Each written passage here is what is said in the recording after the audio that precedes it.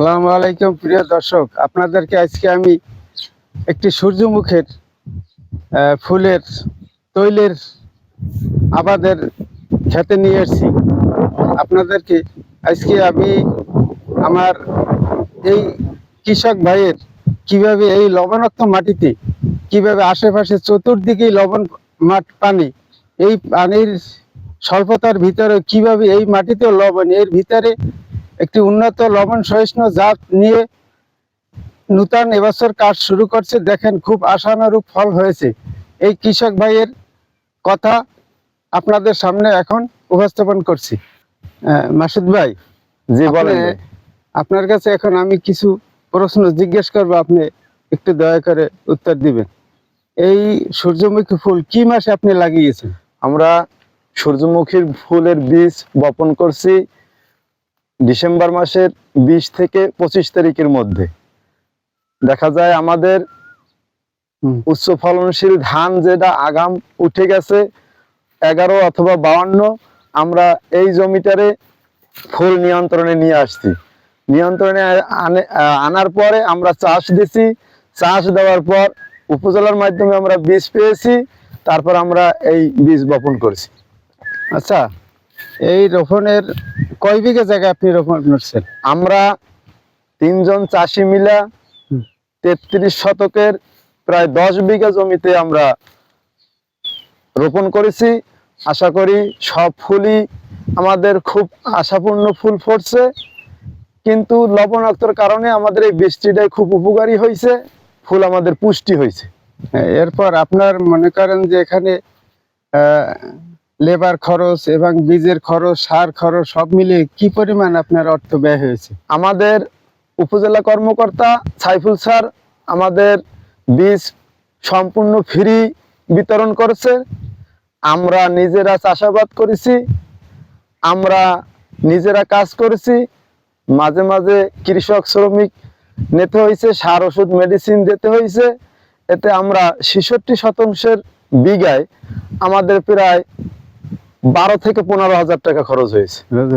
এবং আরেকটা প্রশ্ন, পার বিঘায় আপনার কি পরিমাণ তৈল আসতে পারে আপনার ধারণা আনুমানিক? আমাদের এবছর যে ফল দেখা যাচ্ছে, আমাদের 66 শতাংশের বিঘায় আশা করি আমরা যে ফুল দেখতে পাচ্ছি মাঠে, যদি কোনো বৃষ্টি বাদল, কোনো ঝড়ের বন্যার কবলে না পড়ি, তাহলে আমরা আশা করি 15 থেকে 17 মন বেশি আমরা পাবো এক বিঘায়। এরপরে আপনি আর একটা প্রশ্নের উত্তর বলেন। মনে কটুক এক বিঘায় আপনার কত পরিমাণ বীজ লেগেছে? আমার এক বিঘায় বীজ লাগছে মাত্র 2.5 থেকে 3 কেজি। কিন্তু আমরা যে বীজটা সংগ্রহ করব তেল উৎপাদনের জন্য, আমাদের বীজটা যদি পরিপূর্ণ পুষ্টি হয়, তাহলে 1 মন বীজে আপনার প্রায় 13 থেকে 14 কেজি তেল হওয়ার সম্ভাবনা রাখা যায়। আচ্ছা, আপনাকে আর একটা প্রশ্ন, এইভাবে আমাদের এলাকায় অনেক জমি ফাঁকা আছে এবং নূতন যারা এই সূর্যমুখী ফুল চাষ করে তার পারিবারিক তৈলের চাহিদা মেটাতে পারে, এরম এই নূতন উদ্যোক্তা যদি কেউ হতে চায়, তাদের উদ্দেশ্যে আপনি একটু বলেন। আমরা আশা করি এবছরে আমরা চাষ করছি, উপজেলা কর্মকর্তা মহোদয় আমাদেরকে প্রচুর পরিমাণ বীজ দিয়েছিল, কিন্তু আমরা তেমন কোনো উদ্যোগ চাষি পাই নাই। বীজ আমাদের কাছে কিছু মজুদ ছিল, পরে আমরা নিজেরাই চাষ করছি, বীজ আর আমরা ঘরে বসাই রাখি নাই। যদি আমাদের মাঠ পর্যায়ে কৃষক বাড়ে, উপজেলা মহোদয়ের কাছ থেকে আমরা আরো বীজ সংগ্রহ করতে পারবো। আমার আশা, যদি উপজেলা মহোদয় আমাদের বীজ সংগ্রহ করে না দেয়, তাহলে আমরা ভোজ্য তেল যেরকম বাহির থেকে আমদানি করতে হয়, আমরা এই তেলটা আমাদের ফ্যামিলির জন্য আমদানি করব না। আমরা নিজেরাই বীজ সংগ্রহ করে আমরা উৎপাদন করব এবং আমাদের নিজেদের যে ফ্যামিলিগত যে তেলটা প্রয়োজন, আমরা চাই যে আমাদের তেল আমরাই সংগ্রহ করব, আমরাই ফলাবো। জি, আপনাকে অনেক অসংখ্য ধন্যবাদ। আপনি এই সূর্যমুখী ফুল এত প্রতিবন্ধকতার ভিতরেও আপনি রিস্ক নিয়ে এই ফুল ফুটেছেন এবং সবার মনে নূতন একটা সাহস বাড়ছে কি এই ফুল দেখে তাদের এই ফুল আবাদ করে তার পারিবারিক তৈলের চাহিদা পূরণ করতে পারে। এবার আপনার কাছে আরেকটু প্রশ্ন করি, এখানে কোন মৌজায় আপনি কোন এলাকায় এই চাষটি করছেন, এই ঠিকানাটি যদি বলে দিতেন তাহলে অনেক মানুষ উপকৃত হতো।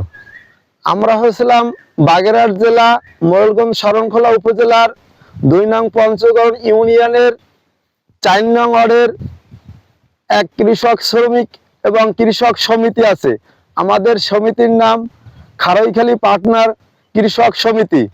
আমরা এই সমিতির মাধ্যমে 65 জন সদস্য আছে। আমরা প্রায় সদস্যরা কৃষি কাজ করি। আমরা আমাদের অফিসিয়াল মাধ্যমে বসি, আলোচনা করি কার কি সুবিধা অসুবিধা আছে। আমরা তারা নিজেরা বসেই উপজেলা মহোদয়ের সাথে পরামর্শ করে আমরা এটা সমাধান করি। আর এটা হলো 2 নং পঞ্চগড় ইউনিয়নের 4 নং ওয়ার্ডের খারইখালী গ্রামে। প্রিয় দর্শক, আপনাদেরকে এই ভিডিওটা দেখানোর এই উদ্দেশ্য যে আপনারা যাহাতে এই একটি সফলতার সিস্টেম জেনে আপনারাও এই কাজে উদ্বুদ্ধ হন এবং আমাদের দৈনন্দিন যে তৈলের চাহিদা পূরণ হয়, এই বলে আমার এই ভিডিও শেষ করছি। আসসালামু আলাইকুম।